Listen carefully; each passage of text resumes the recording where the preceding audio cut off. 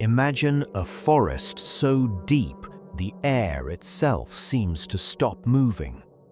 When night falls, the birds go silent, not asleep, silent. It feels as if the trees are whispering to one another. No animals appear, and when a fire is lit, its light refuses to travel far. And when humans enter, they do not return.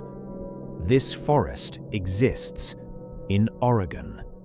In the year 1924, at a place known as Lava Lake, 3 experienced men stepped into the wilderness. They were not afraid. They knew the forest. They understood survival. But the forest understood them better. Days passed. Then their camp went quiet. No smoke rising, no footsteps, no voices. When searchers finally arrived, they witnessed something that Oregon has never been able to forget. This is not a legend, not folklore. This is a real crime, and its killer remains unseen, and perhaps still inside the forest. Stories like these, old, dark, and true, we uncover them one by one. If silence and mystery draw you in, stay with us. Now, back to the story.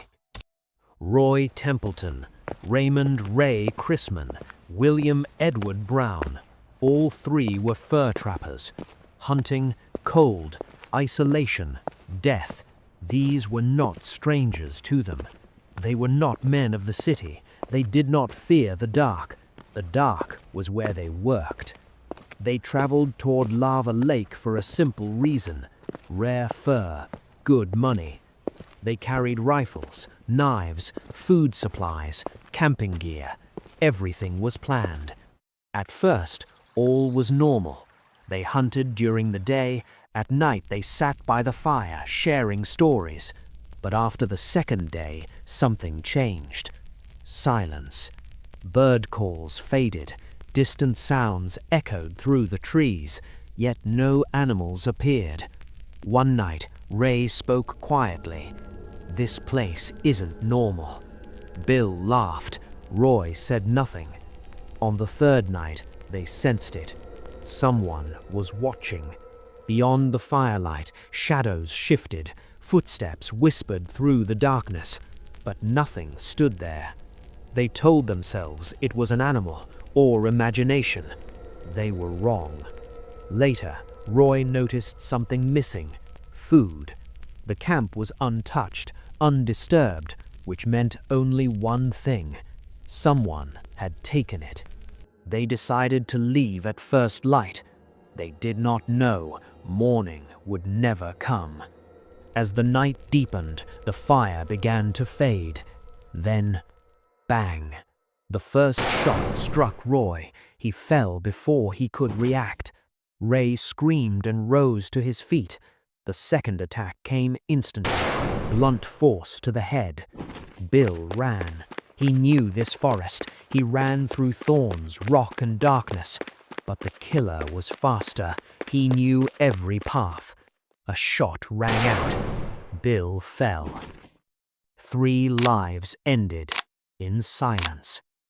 Days later, local hunters found the camp. Police arrived. Bodies scattered, evidence destroyed, rain washing everything away. Forensic science was primitive. No DNA, no fingerprints.